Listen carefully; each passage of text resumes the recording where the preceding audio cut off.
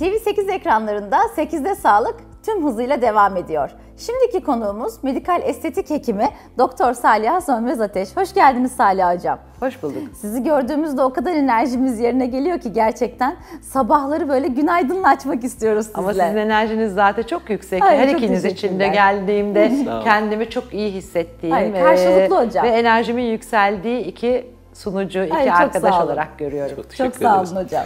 Hocam bugünkü konumuz selülit. Selülit nedir? Kaç çeşit tedavi yöntemi vardır? Bir selüliti inceleyebilir miyiz hocam? Biz kadınların baş belası. Selülit nedir? Selülit baş belasıdır. İçimden geçen cevap oydu zaten. Bir hanımefendi bunu derinden hissediyor. Evet, selülit biz kadınların aslında çoğunlukla yaşadığı, kilodan bağımsız olabilen, genetik özelliklerimizle şekillenen ama günlük hayatımızın da çok etkin olduğu beslenme alışkanlıkları, oturarak mı çalışıyoruz, hareket ediyor muyuz, spor yapıyor muyuz, yapmıyor muyuzun da tabii ki etkili olduğu.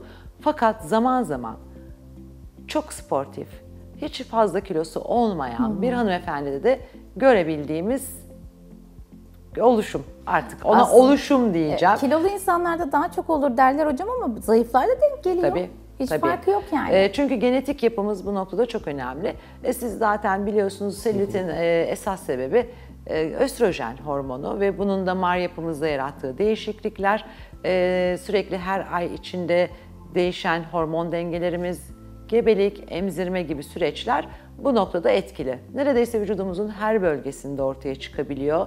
Kollarımızda da, karnımızda da, bacaklarımızda da ama tabii en çok bacak, basen, popo bölgesinde daha sık gördüğümüz bir yağlı dokuyla dolaşımın arasındaki uyumsuzluktan kaynaklanan portakal kabuğu görüntüleri ya da daha ileri seviyelerde sanki parmak basılmışçasına çukurlukların olduğu bir görüntü. Hocam her yerde var. Sokağa çıktığımızda her yerde selülit tedavisi, selülit bakımı her yerde görüyoruz. Evet. Ama şimdi sizin gibi bir hekimimizi bulmuşken en etkili selülit tedavisi nedir? Aslında selülit tedavi edebiliyor muyuz sorusu ben her zaman bunu selülit tedavisi diye adlandırmanın doğru olup olmadığını hep düşünüyorum 20 yıldır. Çünkü tedavi edip evet ediyoruz ama ortadan kaldıramıyoruz. Hani gerçek bir tedavi geçici iyilik hali midir yoksa tamamen ortadan kaldırmak mıdır noktasında benim de kafamın karışık olduğu bir nokta. Ne yaparsak yapalım sonsuza kadar bir daha selülit asla çıkmazın garantisini veremeyiz. Dolayısıyla bunu bir selülit tedavisi evet ama devam ettirilmesi gereken prosesler bütünü olarak görmek lazım. Dolaşımı düzeltecek uygulamalar, yağlı dokuyu eritecek uygulamalar, deri ve bağ dokusunun sıkılığını sağlayacak uygulamalar gibi ana başlıklar altında toplayabiliriz neler yapabileceğimizi. Dolayısıyla devreye bunlar neler giriyor? Aletli masaj bakımları veya elle yapılan ama gerçekten yapılan selülit masajları. Amacımız burada dolaşımı düzenlemek. Kan dolaşımının yağ dokusunun arasına sıkışmış kan damarlarından dolayı bozulması selülitin gitgide daha ağırlaşan bir vaka olmasına sebebiyet veriyor. Aynı şekilde damarların etrafındaki lenf drenajını sağlayan kanallarında o yağ kütleleri arasında sıkışarak bu bölgede kalıcı bir ödemin ortaya çıkması yine selülitin hem gitmesini, tedavisini zorlaştırıyor hem gitgide daha ağırlaşan bir duruma sebebiyet veriyor. Bu yüzden öncelik dolaşımımızı düzeltmekte. Aletli bakımlar ya da el masajları bunları düzeltiyoruz. Bildiğiniz presoterapi yöntemiyle yine kan dolaşımını ve lenf drenajını düzeltiyoruz. Mezoterapik yöntemlerle bunu yapıyoruz gibi pek çok yöntemimiz var. Eğer yağ tabakası çok kalınsa onu inceltmemiz gerekiyor. Bu sefer yine devreye gerek ilaçla yaptığımız lipolizler, gerek soğuk lipolizler ve yine mezoterapinin dolaşım düzeltici değil de yağ eriten parçası giriyor. Çok daha fazla kalın bir yağ tabakası varsa bölgede hocamın da yaptığı gibi cerrahiler devreye giriyor. Burada onun da katkısını biliyoruz ama hiçbir zaman liposuction'da bilmiyorum hocam yanlışsam siz düzeltin. Liposuction selülitin tedavisi değil mi? Değil. Bence değil. Yani ben tabii genel tıp bilgime dayanarak selülit tedavi edilmez diyerek biliyorduk yani yıllar önce bu böyleydi.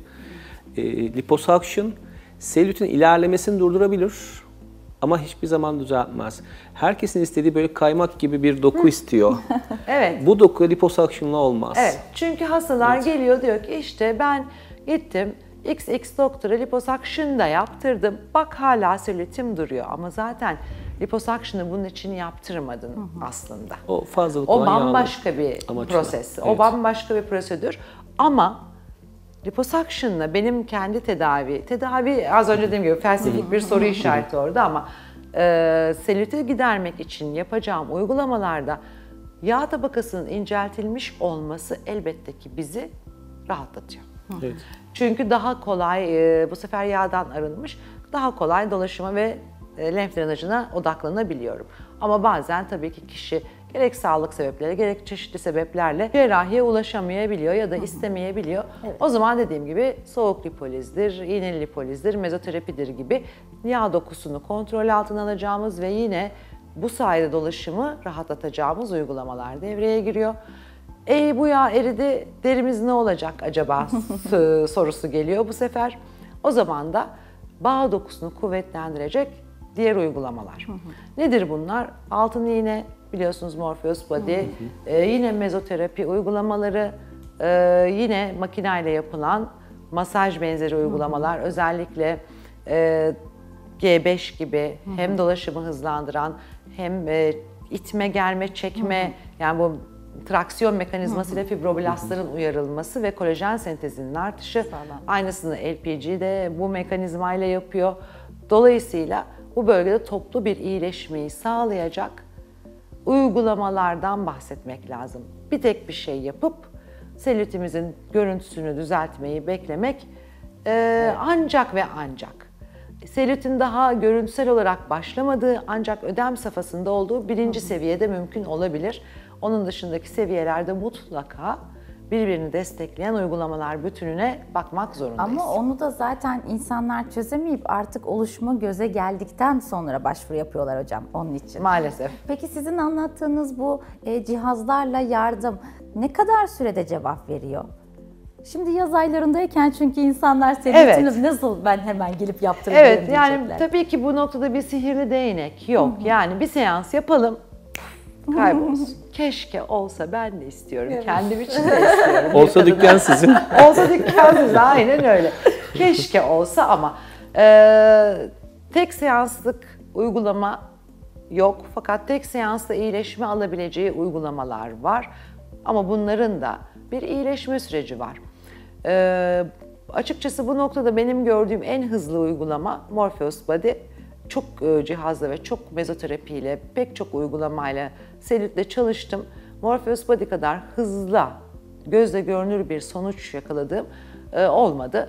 Yaklaşık 2-3 hafta içinde selülitlerinde gözle görülür bir azalma yakalıyoruz. Ama mezoterapi yaptık, cihazlar yaptık, masajlar yaptık.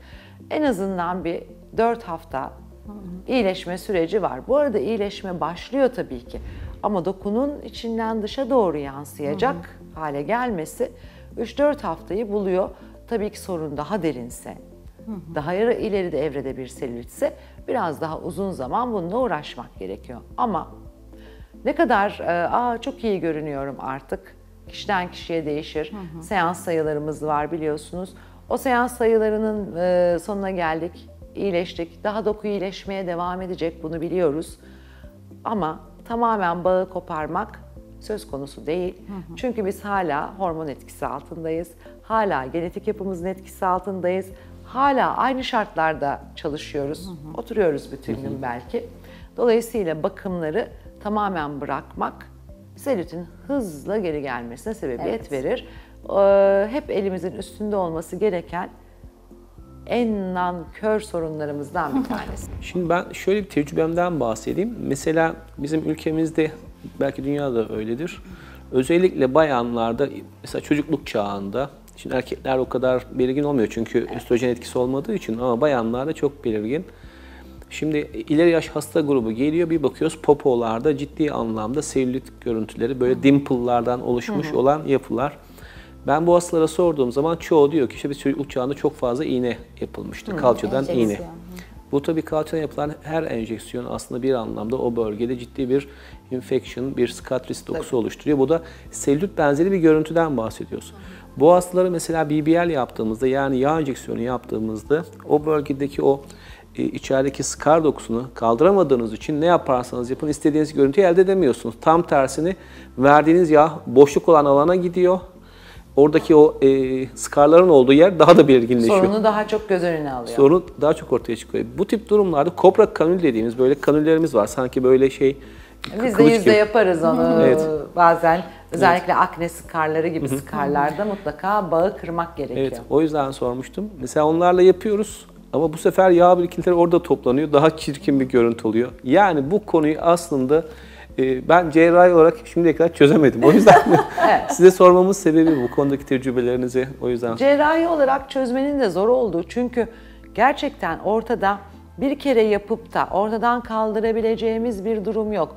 Fizyolojimizden kaynaklanan süreklilik arz eden bir sorun var. Evet. Dolayısıyla sürekli dikkatimizi yöneltmemiz gereken, demiyorum ki her gün, her dakika, ömrümüz boyunca, her hafta bir takım, hayır tabii ki değil.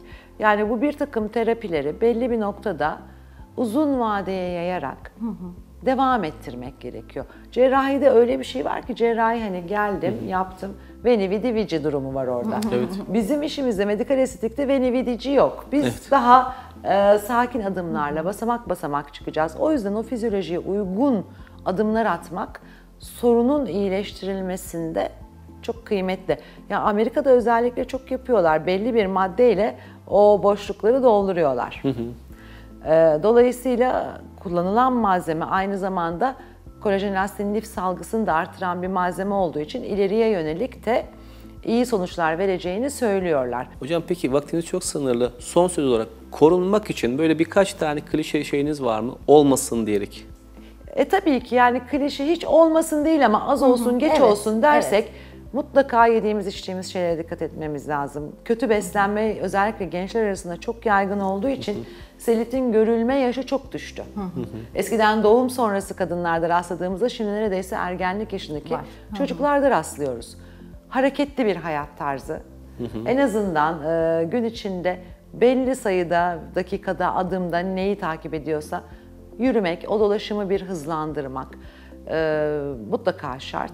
Ve bunun haricinde aslında banyoda kullanılan kese gibi, sıcak soğuk su masajları gibi çok basit yöntemlerle hep dolaşımı hızlı tutmak, yürüyüş yapmak, bol su içmek, kahve çok suçlu bir ajan değil ama abartmadan miktarını içmek aslında en basit uygulamalar. Çok teşekkür ederiz hocam. Çok Sağ olun. teşekkürler hocam. Verdiğiniz bu ipuçları için de çok sağ olun. Bugün yine selülitle ilgili çok güzel bilgiler aldık sizlerden. Emin olun yaz aylarında biz kadınların gerçekten en başta dediğimiz gibi başımızın belası. Çok sağ olun. 8'de Sağlık'ta bugünkü konuğumuz medikal estetik hekimi Doktor Saliha Sönmez Ateş'ti ve bize kadınların baş belası olan selülitle ilgili hem ipuçları hem de nasıl kurtulacağımız hakkında bize kısaca bilgiler verdi. Kendisine tekrar teşekkür ederiz. Ve 8'de Sağlık kaldığı yerden devam ediyor.